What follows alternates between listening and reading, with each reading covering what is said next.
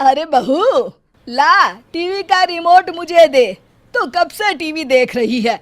Kapil Sharma show का time हो गया है। अरे जरा रुकिए माँ जी, अभी अभी तो मेरा सीरियल शुरू हुआ है। एक काम करिए, आप कपिल शर्मा को अपनी सहेली मीना आंटी के यहाँ जाके देख लीजिए। अरे तू खुद क्यों नहीं चली जाती अपनी उस नकचड़ी सहेली कमला के यहाँ? है बड़ी आई मुझे भेजने वाली। सीमा गुस्से से जवाब देती है, मुझे भी कोई शौक नहीं है आपके साथ बैठकर टीवी देखने का। फिर सीमा अपनी सहेली कमला के घर चली जाती है। अरे क्या बात है सीमा, अचानक इतनी रात को मेरे घर आना कैसे हुआ? अरे क्या बताऊं तुझे, मेरी सास के मारे तो घर पर टीवी देखना तक मुश्किल हो गया है, इसीलिए मैं तेरे घर पे आ गई हूँ टीवी देखने। अरे तू अपनी सास से इतना डरती क्यों है? अभी अभी तो तेरी शादी हुई है। अगर अभी से तू नरम पड़ गई तो तेरी सास तुझे घर की नौकरानी बनाकर रख देगी।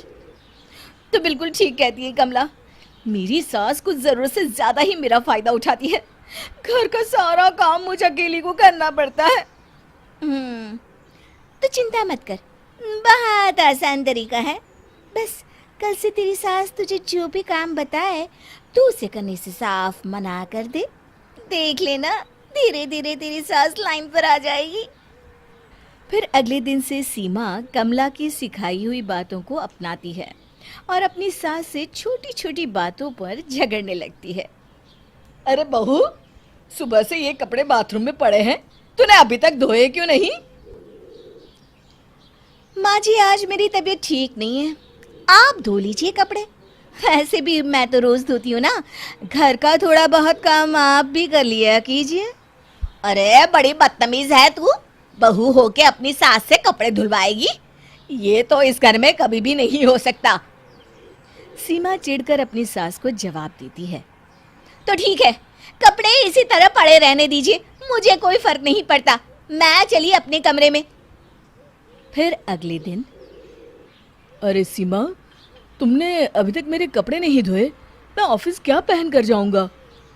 सुनिए जी, मैं आपसे साफ साफ कह देती हूँ, अपनी माँ से कहिए कि घर के काम में मेरा हाथ बटाया करे, या फिर एक नौकरानी का इंतजाम कर दीजिए। मैं अकेले इस घर का सारा काम नहीं कर सकती। अपनी पत्नी का ये रूप देख सुरेश बिना कुछ कहे चुपचाप अपने ऑफिस चला जाता है। फिर उसी शाम।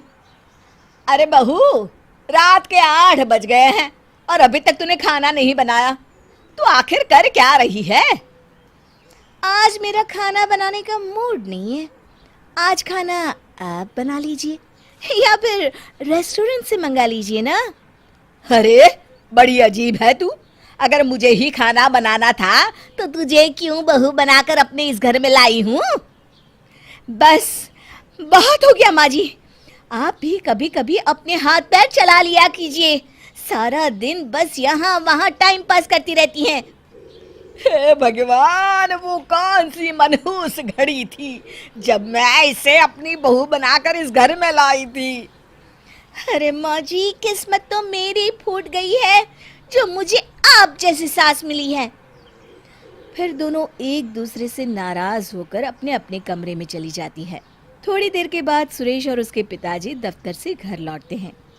आज घर में खाना नहीं बना है, ये देखकर सुरेश अपने पिताजी से कहता है। पिताजी, अब पानी सर के ऊपर निकल चुका है, इन दोनों की सुलह कराने के लिए हमें ही कुछ करना पड़ेगा। सुरेश के पिताजी सुरेश से सहमति जताते हुए कहते हैं। तुम बिल्कुल ठीक कहते हो बेटा, मेरे पास एक बढ़िया उपाय है। फिर अगले दिन सुरेश का बेटा राजू अपनी माँ सीमा के पास जाता है। मामा देखो देखो, दादी ने आपके लिए क्या भेजा है। राजू सीमा को एक छोटा सा बॉक्स देता है। सीमा बॉक्स खोलकर देखती है तो उसके अंदर एक सोने का हार था। ये देखकर सीमा की आंखें फटी की फटी रह जाती है। माँ जी ने ये हार मेरे लिए भेजा है। हाँ माँ, दादी अपनी पड़ोस की सहेली से कह रही थी कि मेरी बहू बहुत अच्छी है, मेरा बहुत ध्यान रखती है, घर का सारा काम अकेले संभाल लेती है। अच्छा माँ, अब मैं खेलने जा रहा हूँ। फिर राजू वहां से चला जाता है। थोड़ी देर के बाद राजू भागता हुआ अपनी दादी के कमरे में जाता है। दादी दादी, देखिए माँ ने आपके लिए क्या भेजा है। राजू अपनी दादी को एक थैला देता है। सीमा की सास थैले के अंदर सुंदर सी साड़ी देखकर कहती है, अरे इतनी सुंदर साड़ी बहू मेरे लिए लेकर आई है। हाँ दादी, माँ तो अपनी सहेली कमला से कह रही थी मेरी सास बहुत अच्छी है, मेरा बहुत ख्याल रखती है। अच्छा दादी, अब मैं खेलने जा रहा हूँ। सीमा की सास तुरंत उठकर सीमा के कमरे में जाती हैं और सीमा से कहती हैं, अरे बहू मुझे माफ कर दे, मैंने तुझे समझने में बहुत बड़ी गलती कर दी। अरे माँ जी, ये आप क्या कह रही हैं? माफ़ी तो मुझे आपसे मांगनी चाहिए, आप तो मेरी माँ समान हैं। और फिर दोनों खुशी खुशी एक दूसरे के गले लग जाती हैं। सुरेश और उसके पिताजी थोड़ी दूर पर खड़े होकर मुस्कुराते हुए ये नज़ारा देख रहे होते हैं।